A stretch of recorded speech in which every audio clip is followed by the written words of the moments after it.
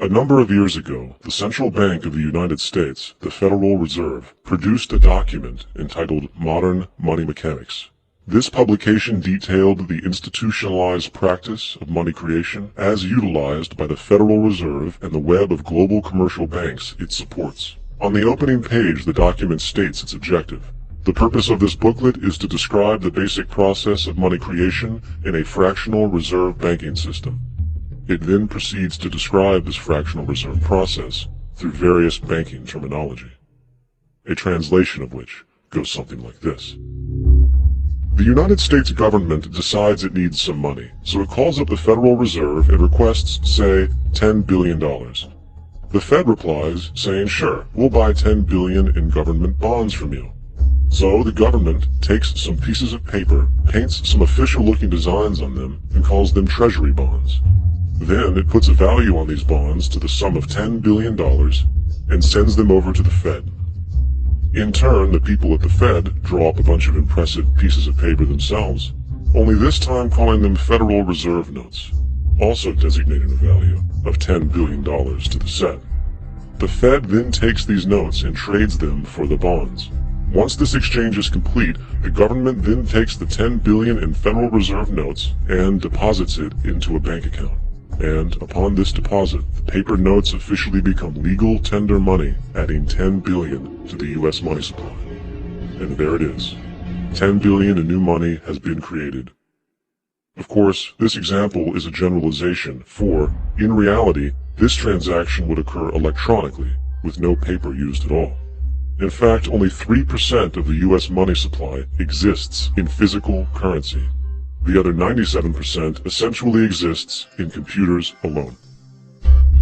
Now, government bonds are, by design, instruments of debt, and when the Fed purchases these bonds, with money it essentially created out of thin air, the government is actually promising to pay back that money to the Fed. In other words, the money was created out of debt. This mind-numbing paradox of how money or value can be created out of debt or a liability will become more clear as we further this exercise. So, the exchange has been made and now $10 billion sits in a commercial bank account. Here's where it gets really interesting, for as based on the fractional reserve practice, that $10 billion deposit instantly becomes part of the bank's reserves, just as all deposits do. And regarding reserve requirements, as stated in Modern Money Mechanics, a bank must maintain legally required reserves equal to a prescribed percentage of its deposits. It then quantifies this by stating, under current regulations, the reserve requirement against most transaction accounts is 10%. This means that with a $10 billion deposit, 10% or $1 billion is held as the required reserve, while the other $9 billion is considered an excessive reserve and can be used as the basis for new loans. Now, it is logical to assume that this $9 billion is literally coming out of the existing $10 billion deposit. However, this is actually not the case. What really happens is that the $9 billion is simply created out of thin air on top of the existing $10 billion deposit. This is how the money supply is expanded. As stated in Modern Money Mechanics, of course they, the banks, do not really pay out loans from the money they receive as deposits. If they did this, no additional money would be created. What they do when they make loans is to accept promissory notes, loan contracts, in exchange for credits, money, to the borrower's transaction accounts. In other words, the $9 billion can be created out of nothing simply because there is a demand for such a loan and that there is a $10 billion deposit to satisfy the reserve requirements. Now, let's assume that somebody walks into this bank and borrows the newly available $9 billion. They will then most likely take that money and deposit it into their own bank account. The process then repeats, for that deposit becomes part of the bank's reserves. 10% is isolated, and in turn 90% of the $9 billion, or $8.1 billion, is now available as newly created money for more loans.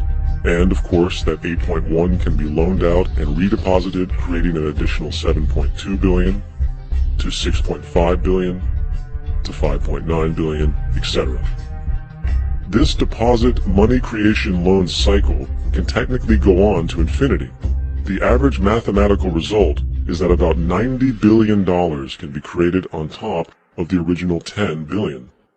In other words, for every deposit that ever occurs in the banking system, about 9 times that amount can be created out of thin air. Money jitters. Ask the obliging Bank of America for a jar of soothing instant money, M-O-N-E-Y, in the form of a convenient personal loan. So, now that we understand how money is created by this fractional reserve banking system, a logical yet elusive question might come to mind. What is actually giving this newly created money value? The answer? The money that already exists. The new money essentially steals value from the existing money supply. For the total pool of money is being increased irrespective to demand for goods and services. And as supply and demand finds equilibrium, prices rise, diminishing the purchasing power of each individual dollar. This is generally referred to as inflation, and inflation is essentially a hidden tax on the public. What is the advice that you generally get? And that is, inflate the currency. They don't say debase the currency. They don't say devalue the currency. They don't say cheat the people who are saved. They say lower the interest rates. The real deception is when we distort the value of money. When we create money out of thin air, we have no savings, and yet there's so-called capital. So my question boils down to this: how in the world can we expect to solve the problems of inflation, that is, the increase in the supply of money, with more inflation? Of course, it can't. The fractional reserve system of monetary expansion is inherently inflationary. For the act of expanding the money supply, without there being a proportional expansion of goods and services in the economy, will always debase a currency. In fact, a quick glance at the historical values of the US dollar versus the money supply reflects this point definitively, for the inverse relationship is obvious. $1 in 1913 required $21.60 in 2007 to match value. That is a 96% devaluation since the Federal Reserve came into existence. Now, if this reality of inherent and perpetual inflation seems absurd and economically self-defeating, hold that thought, for absurdity is an understatement in regard to how our financial system really operates. For in our financial system, money is debt. And debt is money. Here is a chart of the US money supply from 1950 to 2006. Here is a chart of the US national debt for the same period. How interesting it is that the trends are virtually the same. For the more money there is, the more debt there is.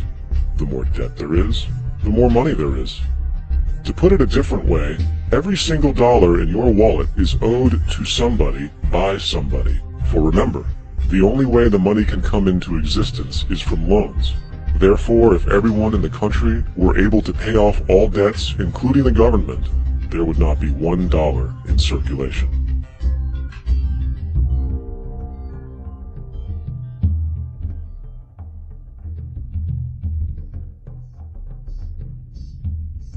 In fact, the last time in American history the national debt was completely paid off was in 1835 after President Andrew Jackson shut down the central bank that preceded the Federal Reserve. In fact, Jackson's entire political platform essentially revolved around his commitment to shut down the central bank, stating at one point, "The bold efforts the present bank has made to control the government are but premonitions of the fate that awaits the American people should they be deluded into a perpetuation of this institution or the establishment of another like it." Unfortunately, his message was short-lived, and the international bankers succeeded to install another central bank in 1913, the Federal Reserve. And as long as this institution exists, perpetual debt is guaranteed. Now, so far we have discussed the reality that money is created out of debt through loans.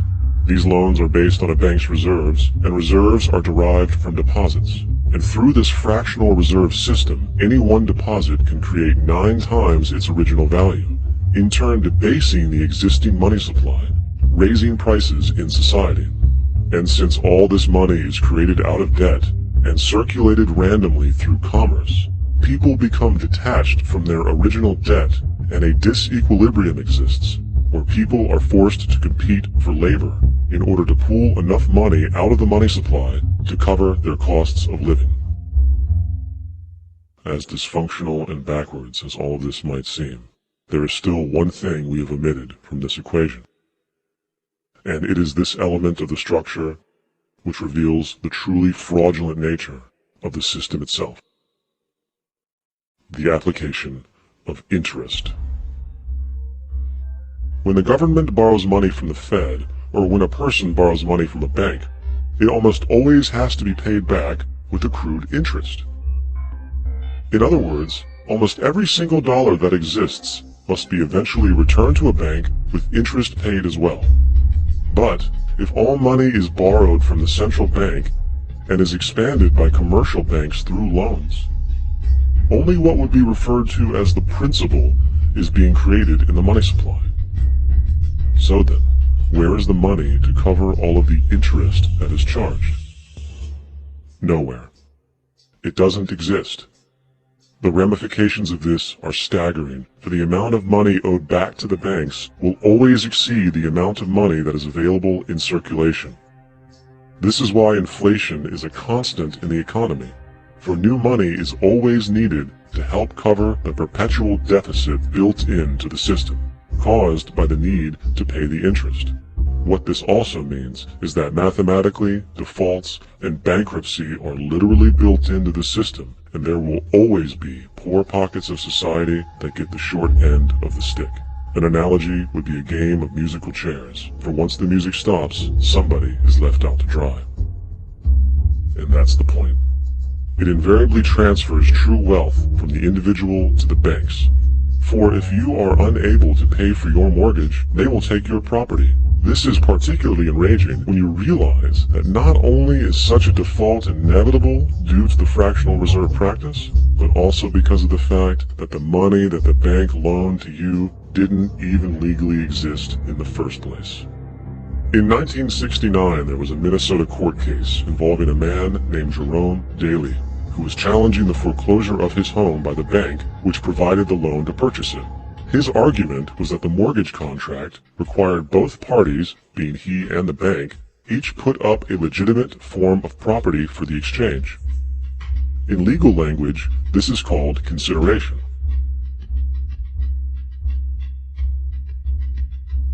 Mr. Daly explained that the money was, in fact, not the property of the bank, for it was created out of nothing as soon as the loan agreement was signed. Remember what modern money mechanics stated about loans? What they do when they make loans is to accept promissory notes in exchange for credits. Reserves are unchanged by the loan transactions, but deposit credits constitute new additions to the total deposits of the banking system. In other words, the money doesn't come out of their existing assets. The bank is simply inventing it, putting up nothing of its own, except for a theoretical liability on paper. As the court case progressed, the bank's president, Mr. Morgan, took the stand, and in the judge's personal memorandum, he recalled that the plaintiff, bank's president, admitted that, in combination with the Federal Reserve Bank, did create the money and credit upon its books by bookkeeping entry. The money and credit first came into existence when they created it. Mr. Morgan admitted that no United States law or statute existed which gave him the right to do this. A lawful consideration must exist and be tendered to support the note. The jury found that there was no lawful consideration, and I agree. He also poetically added, only God can create something of value out of nothing. And upon this revelation, the court rejected the bank's claim for foreclosure, and Daly kept his home. The implications of this court decision are immense. For every time you borrow money from a bank, whether it is a mortgage loan or a credit card charge, the money given to you is not only counterfeit, it is an illegitimate form of consideration, and hence voids the contract to repay, for the bank never had the money as property to begin with. Unfortunately, such legal realizations are suppressed and ignored, and the game of perpetual wealth transfer and perpetual debt continues. And this brings us to the ultimate question. Why? During the American Civil War, President Lincoln bypassed the high-interest loans offered by the European banks and decided to do what the Founding Fathers advocated, which was to create an independent and inherently debt-free currency. It was called the greenback. Shortly after this measure was taken, an internal document circulated between private British and American banking interests stated, "Slavery is but the owning of labor and carries with it the care of laborers," while the European plan is that capital shall control labor by controlling wages. This can be done by controlling the money. It will not do to allow the greenback, as we cannot control that. The fractional reserve policy perpetrated by the Federal Reserve, which has spread in practice to the great majority of banks in the world, is, in fact, a system of modern slavery. Think about it. Money is created out of debt. And what do people do when they are in debt? They submit to employment to pay it off. But if money can only be created out of loans, how can society ever be debt-free? It can't. And that's the point. And it is the fear of losing assets coupled with the struggle to keep up with the perpetual debt and inflation inherent in the system, compounded by the inescapable scarcity within the money supply itself, created by the interest that can never be repaid, that keeps the wage slave in line, running on the hamster wheel with millions of others, in effect powering an empire that truly benefits only the elite at the top of the pyramid. For, at the end of the day, who are you really working for? The banks. Money is created in a bank and invariably ends up in a bank. They are the true masters, along with the corporations and governments they support. Physical slavery requires people to be housed and fed. Economic slavery requires people to feed and house themselves. It is one of the most ingenious scams for social manipulation ever created, and at its core, it is an invisible war against the population. Debt is the weapon used to conquer and enslave societies, and interest is its prime ammunition. And as the majority walks around oblivious to this reality, the banks, in collusion with governments and corporations, continue to perfect and expand their tactics of economic warfare, spawning new bases